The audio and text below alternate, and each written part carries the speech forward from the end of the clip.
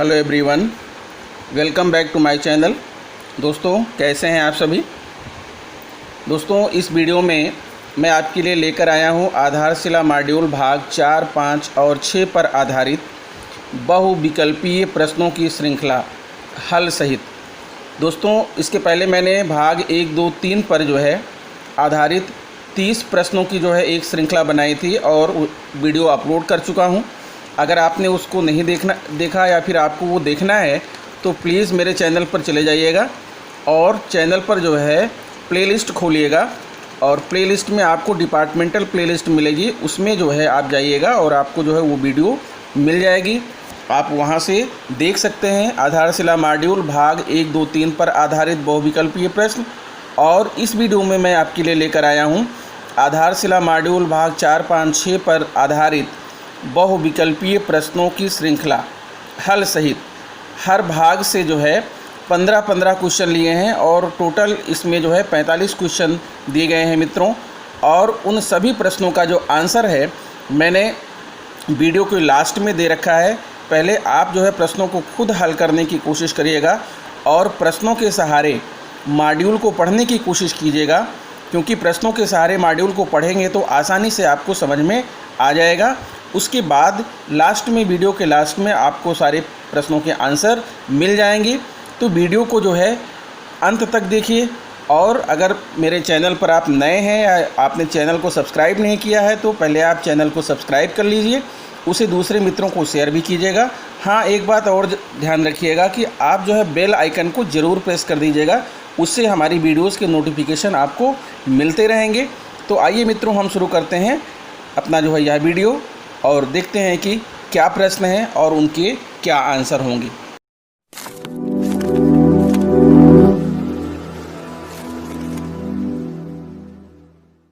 नमस्कार दोस्तों, आज मैं आपके लिए लेके आया हूँ आदर्श की तरफ से ये प्योर ग्लास के बने माउंटेबल रैक्स। जी हाँ दोस्तों, इसे आप कहीं भी माउंट कर सकते हैं। इसको माउंट करने के लिए कोई भी छेद वगैरह करने की ज़रूरत नहीं पड़ती दीवार पे। कहीं भी आप इसे माउंट करिए, चाहे आपके बाथरूम में हो, चाहे आपके बेसिन के पास हो, चाहे जहाँ भी हो, इसे आप आराम से माउंट कर सकते हैं और अपने घर की शोभा बढ़ा सकते हैं। तो इस प्रोडक्ट को ख़रीदने के लिए नीचे डिस्क्रिप्शन में लिंक दे रखा है, वहाँ से जाकर ख़रीदिए, क्योंकि ये आज बहुत ही स्पेशल प्राइस पे मिल रहा है, जो कि है 999 रुपये में, जबकि इसकी मार्केट प्राइस है 2000 रुपये।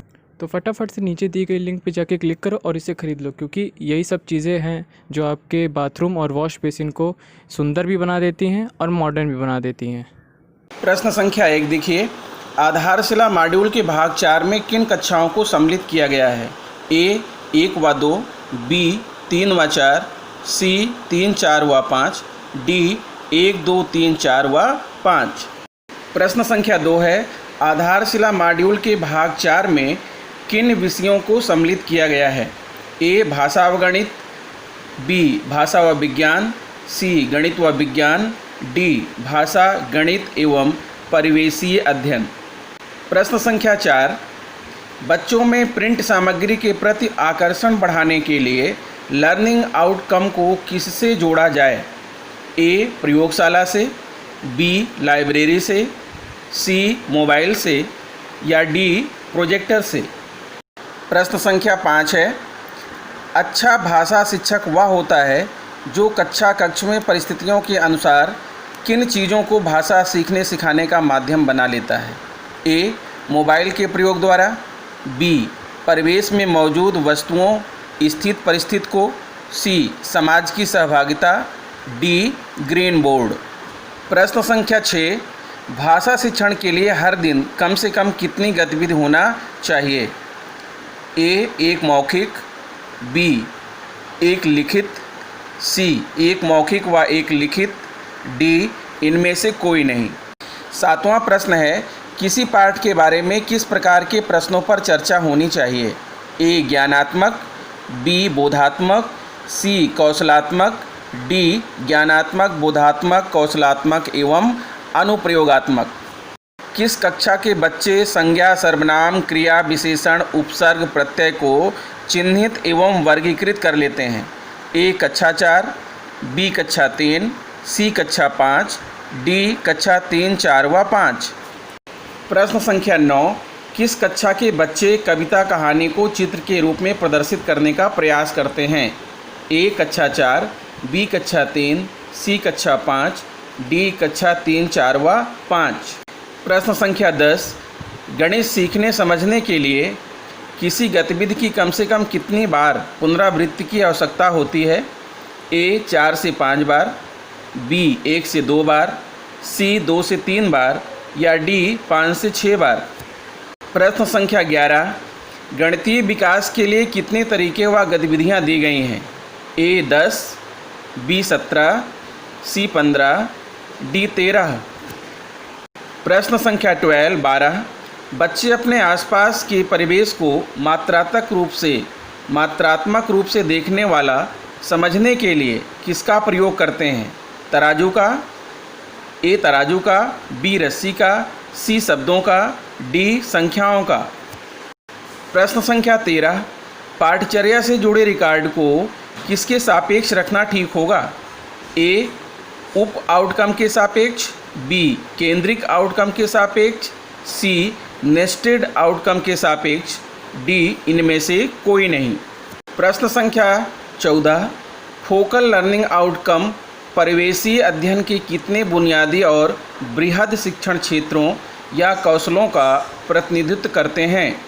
ए 5, बी 4, सी 3, डी 6। क्वेश्चन नंबर 15, शिक्षण प्रदर्शन के मानक और सूचक किस प्रकार के आउटकम के आधार पर विकसित किए गए हैं? ए केंद्रिक आउटकम, बी उप आउटकम, सी नेस्टेड आउटकम, डी इनमें से कोई नहीं। अगला प्रश्न है प्रश्न संख्या 16, परिवेशीय अध्ययन संबंधी कुल कितनी गतिविधियां या तरीके दिए गए हैं?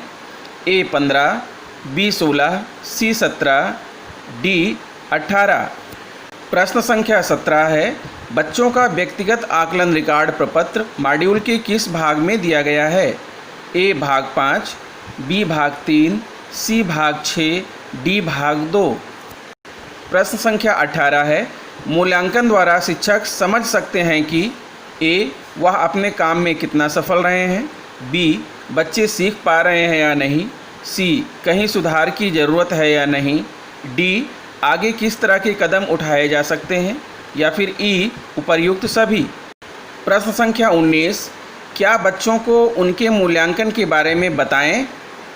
ए हाँ, बी नहीं, सी पता नहीं, डी बेहतर यह होगा कि शिक्षक उसके साथ बैठकर उसके द्वारा किए गए काम पर बातचीत करें, उसे दोबारा करने का मौका दें तथा उसका हौसला बनाए रखें।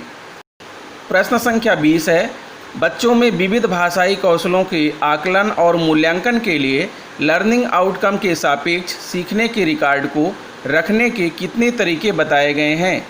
ए 4 तरीके, बी 3 तरीके, सी 2 तरीके या डी 5 तरीके। प्रश्न संख्या 21, शिक्षक बच्चों का सतत आकलन करते हुए लर्निंग आउटकम की संप्राप्ति की दशा में अंकित करेंगे। क्या अंकित करेंगे? ए समय, बी वर्ष, सी माह, डी माह और तिथि।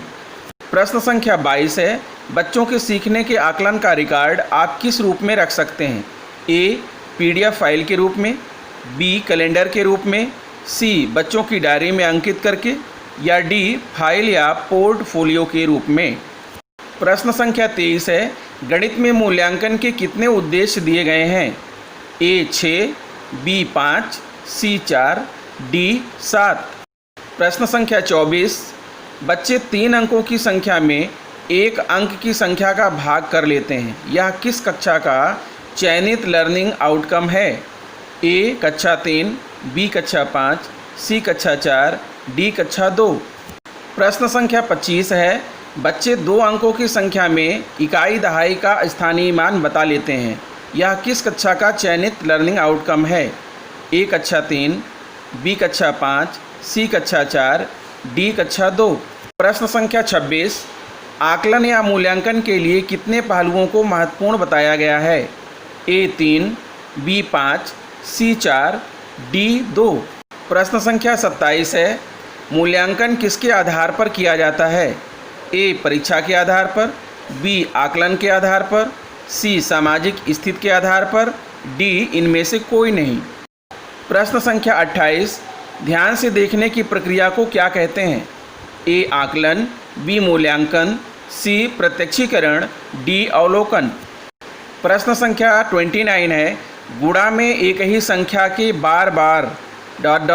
अवधारणा सन्निहित है।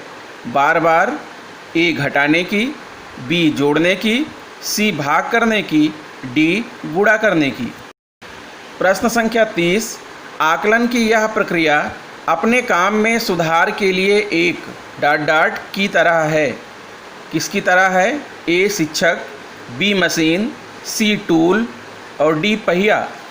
प्रश्न संख्या 31 है, शैक्षिक बदलाव और स्व विकास की योजना मॉड्यूल के किस भाग में निहित है? ए भाग 1, बी भाग 3, सी भाग 6, डी भाग 4। प्रश्न संख्या 32 है, शिक्षक प्रदर्शन मानक और सूचक किस लिए विकसित किए गए हैं? ए विद्यार्थियों के मूल्यांकन के लिए, बी कक्षा प्रक्रियाओं में सुधार के लिए, सी अध्यापकों का मूल्यांकन के लिए, डी प्रधानाध्यापक के मूल्यांकन के लिए। प्रश्न संख्या 33 है, शिक्षण विधि के कौन कौन से प्रमुख पहलुओं पर सूचक बनाए गए हैं? ए सहज संबंध एवं आकर्षक माहौल, बी गतिविधि आधारित शिक्षण की ओर प्रासंगिक कदम, सी सीखना सुनिश्चित करने की पहल, डी उपर्युक्त सभी। प्रश्न संख्या 34 है, शिक्षण प्रदर्शन के स्व आकलन के हर सूचक में कितने स्तर हैं? ए 4, बी 5, सी 3, डी 6। प्रश्न संख्या 35, शिक्षण प्रदर्शन के स्व आकलन के हर सूचक के चारों स्तर हैं। ए EFGH, बी MNOP, सी ABCD और डी QRST। प्रश्न संख्या 36, शिक्षण प्रदर्शन के स्व आकलन के हर सूचक के चारों स्तरों में अपेक्षित स्तर कौन सा है? A, B, C, D, D, B। प्रश्न संख्या 37, सहज संबंध एवं आकर्षक माहौल के लिए शिक्षक बच्चों को बोलने और भाग लेने के मौके देते हैं, लेकिन कुछ बच्चे बिल्कुल भाग नहीं ले रहे हैं, तो शिक्षण का स्तर क्या है? A, B, C, D, B। प्रश्न संख्या 38 है, गतिविधि आधारित शिक्षण की ओर प्रासंगिक कदम के लिए शिक्षक पाठ पूरा करते हैं, बच्चों में रुचि पैदा करने का प्रयास नहीं करते हैं, तो शिक्षण का स्तर क्या है? A, B, C, D या D, B। प्रश्न संख्या 39, परिवेशी अध्ययन शिक्षण के तहत शिक्षक द्वारा परिवेश की जानकारी को शामिल किया जा रहा है, लेकिन उन तथ्यों के बीच संबंधों पर जोर नहीं है, तो शिक्षण का स्तर क्या है? A, B, C, D, B। प्रश्न संख्या 40, किसी भी शैक्षिक संस्था या स्कूल में कितने पहलू सम्मिलित होते हैं? A 3, B 4, C 5, D 6। प्रश्न संख्या 41 है, 41 है, स्कूल की प्रक्रियाओं में बदलाव या सुधार के लिए कितने लक्षण दिए गए हैं? A 3, B 4, C 5 या D 6।